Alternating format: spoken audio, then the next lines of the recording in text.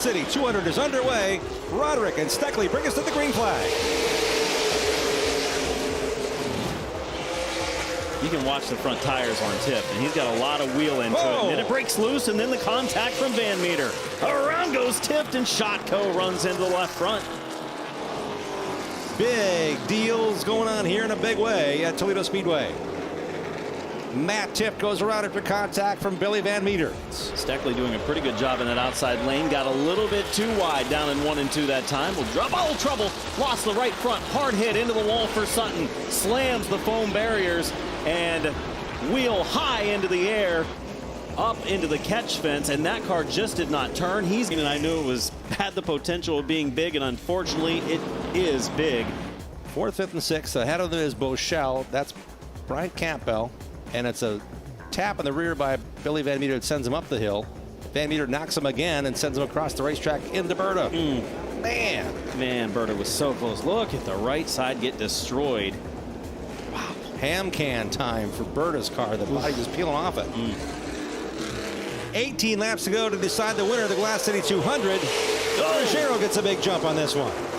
And the back tires were lifted off the ground for Roderick by Boschel, the teammate to Wilson. That is why Roderick didn't get a good restart. He had his rear tires lifted off the ground. We're green and coming across the line with 17 to go. Can Roderick recover? To the inside for second. Racing with Boschel, he takes it away, sets his sights on Ruggiero. Ruggiero down, kicked up some dirt. Here comes Roderick to the inside. Got a little bit of a touch, that's all Roderick needed to draw even. Roderick to the inside of Ruggiero. Off of turn number 4. Turn number 2, it's a drag race down the backstretch. To the inside is Roderick. Does he have enough to hold him off and get him clean? He does. Does Ruggiero have enough to fire back on the inside of the crossover? No. Boy, Ruggiero makes contact down to 1 and 2. He sent it off into the first corner hard, made contact with the rear bumper. Roderick saves it, continues to lead. I'm sure he wants to check out at this point. He says, enough of this contact stuff. I've been too good today to give up this one with 9 to go. Casey Roderick has nearly led every lap, and here he comes with the checkered flag. A dominant win in the CorvetteParts.net Glass City 200. It goes to Casey Roderick tonight. Toledo Speedway, certainly an impressive run, and Steckley still going after with Billy Van Meter. They'll finish 6th and 7th at the line. Climbing out of this race car, Casey Roderick, a Glass City 200 winner here at Toledo Speedway. Hey man, you excited or what? First ASA Stars National Tour win of the season. Are you excited or what, man? I'm pumped, man. I appreciate every one of you fans coming out and watching this race. Without you guys, we don't have a show to, show to put on, and that was a good old-fashioned ass whooping right there. As dominant as you were, it wasn't just a cakewalk. You had to work for it there at the end. What happened on that restart, and how hard was it to get back to the front? No, it was just a little rough driving there on the restarts. I get jacked up from behind, and then, the second place guy trying to jump the start there. I jumped the one, and they called it back, but they never called his back. So, I don't know what to say. I try to do right, but sometimes you just you gotta do what you gotta do. But I passed him back clean, never touched anyone. Then he wants to jack me up going into 1.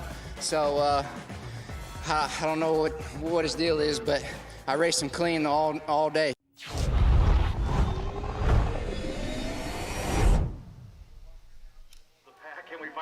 Casey Roderick, the 2024 ASA Stars National Champion, did not return to repeat to defend his title, but the team has, with a youngster named Carson Brown, 17 years of age, out of North Carolina, and this is the number 81 car. He's with Anthony Campy's primary focus. Sometimes this year they race a team car with Stephen Massey behind the wheel. And there's Carson standing above his car during the autograph session, talking things over. Boy, what an impressive season he's had thus far. Racing a dirt late model, racing here in the ASA Stars, is a full-timer in his first full season, picking up a victory as one of the youngsters we'd like to follow and bring through the ranks of ASA Stars. And Charlie Crawl, I know there's a lot of interest when it comes to this racetrack and other young budding stars in this series. You're standing by with one right now. Yeah, Jim, another youngster that's got some laps here at this racetrack. Gabby Grigsby, you've got the home track advantage here, and I know you went and did some really cool stuff with some hometown kids here on Tuesday. Tell me a little bit about that. That's right. On Tuesday, we went out to Toledo's Hospital and St. Vincent Mercy Hospital to give out teddy bears for NASCAR to all the little kids. That was pretty cool. 80 teddy bears to both of those hospitals for the NASCAR Foundation, and a good way to start off the week. I know you've had this race car up at Van Doren's getting tuned up. What do you think the outlook is going to be here for today? I'm hoping just, I was used to being a little bit easy about it, unfortunately, so just trying to get out of that zone. Way back in the grandstand area, so it's good. The car is very good, so just being able to get out of that, okay, let's be cautious a little bit, but now I'm easing into it. I've had faster laps throughout the day. I'm pretty confident. I mean, I'm not starting in the front like I want to, but I'm pretty confident. All right, guys, Gabby has a lot of laps here, probably as many as some of these other superstar drivers have. We'll keep a close eye on this 7-Eleven throughout the course of the day. The 20-year-old University of Northwestern Ohio graduate racing here in her 5th ASA Stars National Tour race of this season. Looking forward to seeing how Gabby can make her way through that beautiful purple number 711. Wish her well for sure, and she's got a lot of fans cheering her on here as a former factory stock and late model sportsman racer here at Toledo Speedway and nearby Flat Rock Speedway. She's been picking up speed throughout the day, the afternoon practice sessions, and went another 3/10 quicker during her qualifying run. So I'm sure would like to stay out there for the full 200 laps and see where she ends up at the end of the day here on one of her starts with the Appalachian Sucker Punch ASA Stars National Tour. The autograph session continuing on here, and the neat thing about this is fans literally get to see the drivers, and they've adapted to this. This is a nod to the old ASA National Tour. Autograph sessions on the track right before the race. A lot of teams now they're starting to travel their own hero cards. It's not an option for them. They've elected to do that. They don't have to have them, but it's a really cool memento for the kids, and they're handing out checkered flags. I saw Bob Starvin Track Enterprises handing out checkered flags to a bunch of kids as they came through the gates. So a lot of festival type things going on here at Toledo Speedway. This is the 10th race of the 2025 season for the Appalachian Sucker Punch ASA Stars National Tour. Our most recent race, a second time visit, a little north of here into the center portions of Michigan at Owasso Speedway near Lansing. It was a great one. The Michigan 300 was a barn burner, and it was a great race, and a driver that pulled into victory lane scored his first victory at 2025. We'll take you back there right now to our most recent ASA Stars race at Owasso Speedway. Half a lap away from the start of race number 9 of the Appalachian Sucker Punch ASA Stars National Tour. Into turn number 3. Firing through the race electronic restart zone. It's the number 30 of Kyle Steckley. The inside is outside Derek Thorne, and we're underway in Owasso.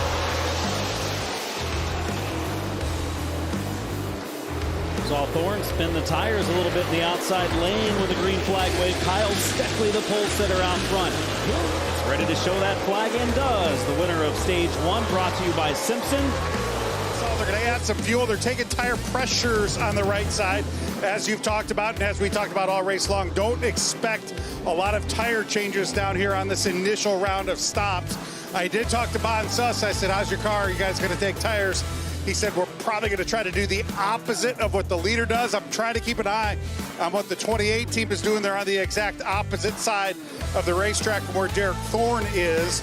Yeah, we just need to get some track position. No tires really taken by the good cars yet, so we're on equal tires. We're hoping the Queen Air is a little better. Car's not perfect by any means, but we just got to get to the front. Coming through the Racing Electronics restart zone. Back to green flag at Owasso. Casey Klein on the inside. The 17-year-old to his outside. The number 28 of Cole Butcher. The point leader down the backstretch. Butcher in the outside with the advantage. Work in the front of the field. Butcher leads. But here comes Thorne and Steckley. 3 wide for the number 1 position at Owasso. Great racing. 3 wide for the lead. Thorne able to pin the left side tires down the yellow line. Butcher giving just enough room. And away goes the 30 of Kyle Steckley. Top spot up for grabs. Boy, Thorne's got a good piece. Talked to his crew chief, Josh Reeves. He said the car's a bit tight centered. Looks like it's rolling really good through the center. That's the advantage they have over Dawson Sutton. He'll take, over Steckley. Move the number 96 of Thorne to the lead. Fans are on their feet. Pollard to the outside as Brown looking even higher on the racetrack than Pollard for the lead off of turn 4. Pollard at the line, new leader for lap 171. It's Bubba Pollard from Sonoy, Georgia, here at Toledo Speedway. The Michigan 300, highly contested battle for the lead, 128 laps to go. And knowing the nose on his Chevrolet, ultra important for Derek Thorne. As Pollard came across the nose at the right moment, Thorne knew where his nose was. Pollard got the spot, and now he may be holding up compared to the 81 Charge of Carson Brown to the front. But edging forward, and at the line, Bubba Pollard leading again. Van Dorn Racing Development number 26, and he wins stage number 2, brought to you by 5-Star Race Car Bodies. Yeah, Jim, thanks a lot. Team owner Anthony Campy, jack of the car up here on the right side. And it looks like they're going to put 4 fresh sticker tires on the 81. That's exactly what we expected. They reported that car to be very much to Carson's liking. Obviously, it was this very strong up in the outside groove there throughout that entire last run right there. 4 fresh tires on all of the cars down here on this end of pit road. And this is exactly what everybody said they were going to do, Jim. They were going to try to get to lap 220. Some of them made it, some of them didn't. So the cars like the 26 of Dawson Sutton have had to dip into that emergency allotment of tires to put 4 additional tires on here on this stop. But everybody on this end of pit road should be good to go to the end. What a run up front for Casey Klein, the Washington driver, inching forward at the line. Pollard's going to hang on by an inch. Klein put it into turn 1 and turn left when he possibly could have been in the fence. My goodness, what a run by that number 1 car driver. Klein all the way out on the edge of that grip up in turns 3 and 4. They're going to go up and close the gap now on Pinsino. Last driver right in front of the leader, Steckley. Goes around, rings out a yellow. Chase Berto likes it standing on top of the toolbox. Back a couple of spots goes Klein. His chances might be coming to an end. He's caught in the outside, more contact. Cole Butcher gets through. Brown leads. Butcher says, make way, son, here I come. Spin by Eric Jones in turn 1 and 2 will bring out the yellow with Carson Brown leading. I've been run into. I mean, I don't even know. I lost count. The 81 hit us early. We've been working all night to fix the toe, and then I don't know, the 30 just turned down. I don't know if he had someone outside. I'm not sure. It's not great, but we're out, so disappointing. Brown has 1 victory this year, looking for his 2nd. They're getting rough behind him, a car around in turn 4. It's the 30 of Steckley. Rolling through the restart zone. Butcher on the inside, control car. Brown pitches them down and back underway at Owasso in the final moments. Butcher sends it in deep into 1 and 2. Up the track they go. Can Bushell pounce? It's going to be Butcher taking the lead. Here comes Brown fighting back, goes to the bottom of the racetrack. He takes the lane away from Butcher, opens the inside lane for Bushell. Contact front of the field, piling up down into turn 1. Oh, wow. Through the restart zone comes Butcher and Pollard.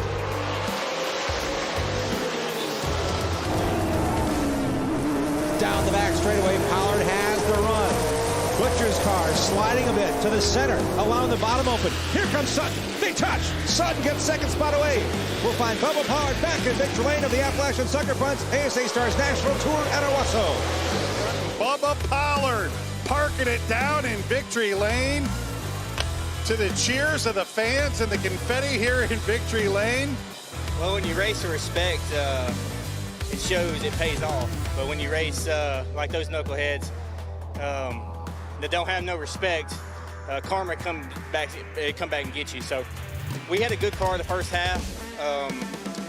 We didn't free up enough the second half for those 4 tires, and some went down. The guys last couple races we hadn't done a very good job making calls in the pits. But we had a good race car. We had a real good race car. We was up there where we needed to be to put ourselves in position to win the race. So sometimes we didn't have the best car at the end, but hey, we've lost some at times too with things happening. So we'll take it.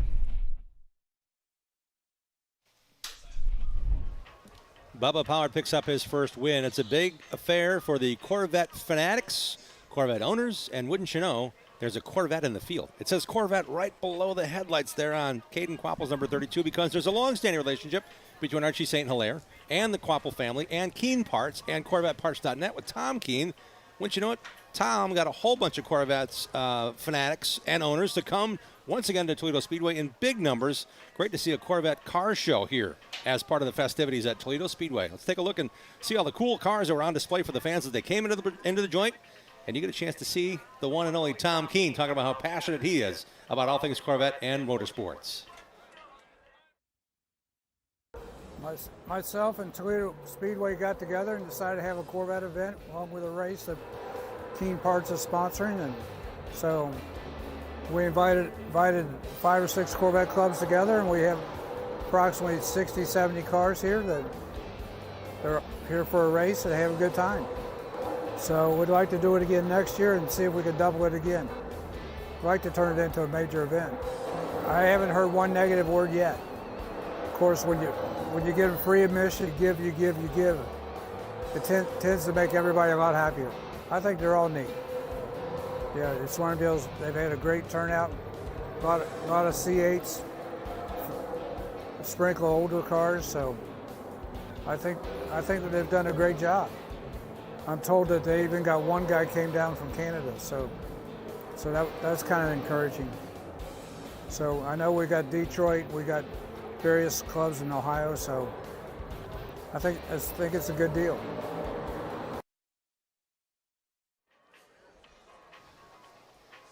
And now the CorvetteParts.net folks get to see this, a class photo of all the drivers starting here in the ASA Stars National Tour. CorvetteParts.net, Glass City 200. A little more sunshine starting to peek out right about the time they take the group photo with an outstanding field of drivers for this event. What a field, again, kind of back-to-back years, over 20 cars. This is an outstanding field of competitors that we have. Drivers from all across the country and Canada joining us as well. And 3 drivers were racing Thursday night at Bristol Motor Speedway in the NASCAR Craftsman Truck Series, including the debut for Cole Butcher. Dawson Sutton was in that race as well, as was the 4th place finisher in the race, the 2023 ASA Stars National Champ, Ty Majeski. Charlie, there's developing news here on the pit road. Yeah, Jim, standing by with Ty Majeski. You have a really fast race car. Unfortunately, you're going to have to come from the back. What happened? Yeah, I just misanticipated our heights a little bit. Car came up a little bit too high, and when that happens, the tread width gets a little bit wider. So, yeah, we're eighth too wide after qualifying and got it fixed up. And, yeah, I'm really happy with our car. Probably the best car that I've had here in my few times I have been here. So I feel good about our iRacing.com Ford, and hopefully we'll put on a good show from the back. All right, so that is the question. Can you make it through the back, to the front from the back, and what do you have to do to make that happen? If we don't make it to the front from the back, we probably weren't going to win the race anyway from the front. So, yeah, if we can't get it done in 200 laps, then that's on us. So, but like I said before, I feel good about our race car and like our chances today. All right, guys, Ty Majeski going to have to come from the back, but he has got a stout race car. Ty Majeski, one of the 2 cars that were found in post-qualifying tech to not be in alignment. The other one was Casey Klein, who had a car that was 4 pounds light. So they start both in the back. They were qualified 2nd and 10th. Majeski had the 2nd fastest qualifying lap. As confident as he is, this is a stout field of race cars. I know that Ty Majeski will be a factor in this race.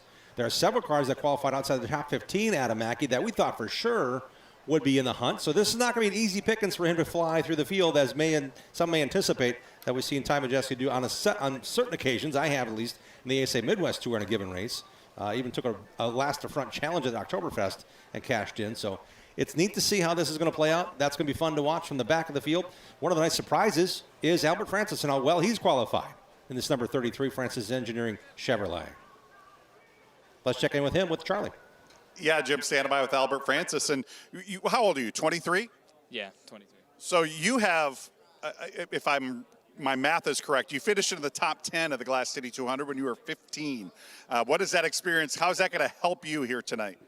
Anytime you have a lot of laps around a place, it definitely helps you. But I've definitely had my fair share of good runs and my fair share of bad ones, just like any other place. But this place is definitely special for sure. All right, so how are we going to get rid of that bad run mojo, and how do we get that good run mojo for tonight? Oh, I'm positive attitude all the way. We're going to run good tonight. All right, guys, take it to the bank. Albert Francis says he's going to have a great run here this evening. It's a track that I think Jim kind of plays into his driving characteristics. He does very well at Jennerstown, finished second there in a pro late model race earlier this year. Here at Toledo, he's raced here quite a bit. You know, he has plenty of experience here, whether it comes in outlaw cars or template cars over the last few years. And kind of a home track visit. It's his home state, so he doesn't have to travel real far from Paynesville, Ohio, toward the east side of the state over here to Toledo for the Glass City race. It's a family deal. That's his dad, Dale, checking the pressures. And I'm telling you, they actually went out and for 3 races last year decided to align with Donnie Wilson and run their cars. They got too busy in the shop to prepare their own super. This is the family car now. They finished 12th in the first time we came here in the ASA Stars sanction 2 years ago. And 13th last year in the Donnie Wilson ride for Albert Francis in the Glass City 200. Let's check back in now with our Hoosier Tire Pit reporter once again, Charlie Kroll. Yeah, Jim, thanks a lot. Standing by with the guy who went to victory lane last time out in the ASA Stars National Tour, Bubba Pollard. And what's your outlook for here tonight? I'm not sure. I think we got a good race car. We didn't qualify, as well as we wanted to, but I think we'll be all right come race time. We'll just we'll see if we have to make any adjustments. But overall, the balance of the race car is pretty neutral. So we'll just kind of play it, see how the race plays out, and then go from there. Bubba Pollard qualified 10th. His speeds were top 10 easy, 6th or so overall in the 2 practice sessions today. So consider his Ford one of the fast cars that will be coming from the mid-pack area. Yeah, they've definitely shown some speed over the last couple of races they've run, and Bubba Pollard kind of turning it around from a sluggish start to the 2025 season. Missed a couple of races then mid-season with the Appalachian Sucker Punch ASA Stars National Tour, but looking to finish strong, and Toledo maybe a place where he can go back-to-back with wins. Back down to Charlie. Hold on. Yep, we're trying to figure out logistics for driver introductions. Penn Sauter, real quick, I know that the Sauter family has had some success here at this racetrack. What do you got to do to add your name to that list tonight? Yeah, I'm not gonna lie, I'm still learning after qualifying and stuff. I was like, gosh, if I could just get a couple more laps, I think we could have been even better. I drove off the track down there. But, yeah, obviously it's helpful having my dad here. Just like everywhere else we go, he's kind of raced there once or twice, so he can give me tips, and we'll just see how it goes tonight.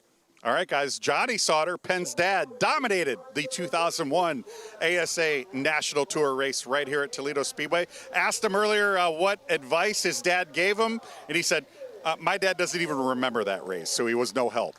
Back Absolutely, to you guys. Charlie. I tell you what, I was on that race call on ASA on TNN days, and it was impressive to see Johnny do as well as he did. One reason why I couldn't remember a whole lot, he won 10 of the 20 races that year, and he probably led 90%. That's a high number. He probably led legitimately 70% of the laps the entire 20-race season. So it did kind of blend together. But Johnny Sauter and his brother Jay raced. Jay almost won a race here, beating Mike Eddy. What a great race that was back in the ASA National Tour days. And, of course, his brother Tim Sauter went on to win the ASA National Championship in 1999, raced here a bunch as well. So a lot of history. Johnny is here today, as well as his son Penn, and I believe they brought along a ringer. Jared Prince will be the crew chief on that number 5 today. Jared is a crew chief of record and a champion truck chief for Matt Crafton 3 times over for Thor Sport Racing. They've gotten to know each other well. It's not too far from the Thor Sport shops. And wouldn't you know it, Duke Thorson, who owns Thor Sport Racing, bought this super late for Penn Sauter to race. So it's great to see they can race and perform closer to the Sandusky, Ohio shops for that tsporttruck.com Ford. And Penn will be making his first Toledo start inside of the top 10. Originally qualified 11th with the 2 disqualifications. After qualifying, moves him up to 9th, so inside of row number 5 for Penn Sauter in tonight's race. And looking how things continue to flow here, they're going across, meeting all the folks in front of the El Bandito Yankee Tequila Racing banner. And a driver that's looking to further his successes here in terms of racing and family history at Toledo Speedway is standing by with Charlie Kroll. Charlie, take it away. Yeah, Jim, your grandfather, Chase Pincedo, started his racing career right here at this racetrack. And does that put any added pressure on your shoulders to come out here and to perform well at a place your grandfather had pretty good history? Yeah, well, we started at Checker Flag and then started with, ASA stuff down in here. So, the history is more in the ASA series itself. Definitely a little bit of weight on my shoulders, but it's a family experience. Me, my grandfather, and my dad work equally as hard at this deal, so it's super exciting. You've been really getting the hang of the super late model stuff. How's that confidence level coming into tonight? It's definitely getting better. Start of the year was definitely a struggle, but we found a lot in the car and a lot in myself, just different things I need in a super over a pro that I think is really helpful, and everything we've learned I think is going to be really good for tonight. Jim, Chase's grandfather, Alec Pinsonneau, battled for the Toledo Speedway Sportsman Division Championship all the way back like in 1991. And here we are some 35 years later almost, and Chase is ready to chase a checker flag of his own. And since Chase started racing, Chase told me, I think Grandpa's missed 2 of my races. So no doubt Alec is here as well with a bunch of folks wearing those 14 shirts I saw in the stands. A lot of folks cheering on that Ontario racer. And that's a real good qualifying effort for Pinsonneau. Qualified 5th. With the disqualification, Majeski moved him into the top 5. Great starting spot. And he mentioned, second half of the year they found some things, different things he's doing differently in a super compared to pro late models where he had some good success. Second place in the standings last year, 2 out of his last 3 races with top 10s. A rising star with the NASCAR Hall of Famer to help him through his learning process is 15-year-old Max Reeves, who's standing by with Charlie Kroll. Yeah, Jim, earlier this season, Max Reeves dominated just up the road at Flat Rock Speedway in the ARCA Menard Series East. Totally different style race car, totally different style race track, but you're looking pretty solid here tonight, Max. What you got to do to put this 18 in victory lane? My guys brought me a really fast Cookout Camry. There's not Cookout on the hood of it, but, it's on here. I think I just got to save the tires. We're really good in qualifying. I'm just hoping to stay up there in the top 5 because this series is so close and so tight. And we're going to be back here for the ARCA race. I'm hoping we can win that one. And I'm looking forward to just staying in the top 5 and have a good night. All right, so the guys in the trailer are saying we'd like some milkshakes sometime. So we got to figure out a way to get those milkshakes from the south up here to the Midwest. But what's your go-to milkshake order? I think I would go with the M&Ms, just plain M&Ms and vanilla. I'm a salted caramel guy myself. Hey, best of luck to you tonight, Max Reeves, looking to go to victory lane here at Toledo Speedway. And Max is going to be racing the ARCA Menard Series race here. If you want to come to Toledo Speedway, I encourage you to buy a ticket and get here to this really cool half mile. It's the last race of the ARCA Menard Series season. That's another reason why Max is here, to get some track time before they take to the track to decide the championship on Saturday, October 4th at Toledo Speedway. You see standing right to the rear of the car, communicating right now by the cars, Bobby Labonte, NASCAR champion. He always goes to the events that Max is at, and one of his driver coaches, and always with the team, Bobby Labonte, here at Toledo Speedway. And Bobby's got Cookout as his sponsor on the modified. He gets the race. It's pretty cool knowing that the Reeves family has Bobby right with their young rising star who's won a bunch of races already, and making just his he actually raced the ASA Midwest Tour this year before he ran at Madison and won in the ARCA Menard Series race, so it's pretty cool. Hopefully we see him in this picture next year if all things play the way I want them to. Carson Brown is our current point leader of the 2025 class of the Pepperjack Kennels Rookie of the Year contenders. Here's a look at those young, fresh faces racing for a title for the Rookie of the Year status here in 2025. Gavin Moschel, 58 points back, but there's points awarded in all 3 stages. This is a fun battle. It's been a fun battle through the first 9 races thus far. Obviously, Fredrickson not able to make it to all of the races this year, dropped out of the Pepperjack Kennels Rookie of the Year chase earlier. Carson Brown, just consistency and fast and leading races, and really coming on around mid-season of this year. Even though he was good early in the season, they had some bad luck, made some mistakes, and took him out of contention for a couple of wins. I think over the next 3 races to round out the season between here with these trademark events, Glass City, Winchester 400, and All-American 400 weekend, he's going to be a threat to win in each of them. And Gavin Moschel is on a streak of his own right now. 5th at Slinger, 2nd in the Anderson Redbud 400, and 5th at Owasso Speedway, our most recent short track race. We go to Premier Tracks, we go to Premier Series, and Gavin Moschel is starting to shine brighter now, kicking it into gear, making this a race for the Pepperjack Kennel Rookie of the Year. And Chase Pinsonneau is, as he talked about, he's confident about here. He's got a pair of 6th-place finishes at Slinger and the Redbud, but also ran into some issues at Owasso. So that whole idea of learning as you go, these guys are still learning. Great to see the Rookie of the Year battle will go to the finish line with the Pepperjack Kennel support this year for that Rookie Award. Can't wait to see these cars fire off. We're probably within 15 to 20 minutes away from seeing this race take a green flag at Toledo Speedway. The history of this race and all the big names, first event back in 1968 when Joy Fair claimed the victory. Back down to Charlie.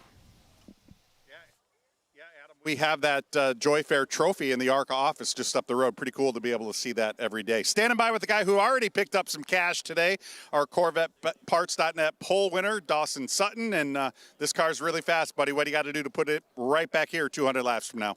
Yeah, luckily, like I said, we had a really good car here last year. And fortunately, rolling off up front for 200 laps, I think will definitely help. You know, track positions, everything, and hopefully just keeping the tires on it. It's super abrasive racetrack, so I'm looking forward to 200 laps and hopefully being right here at the end. Dawson Sutton, very fast time, that new track record of 15.216, which ends up being about a 10.5 quicker than the official second fast qualifier in Max Reeves, who will start alongside of him, making his first Toledo start in row number 1. Let's set it trackside.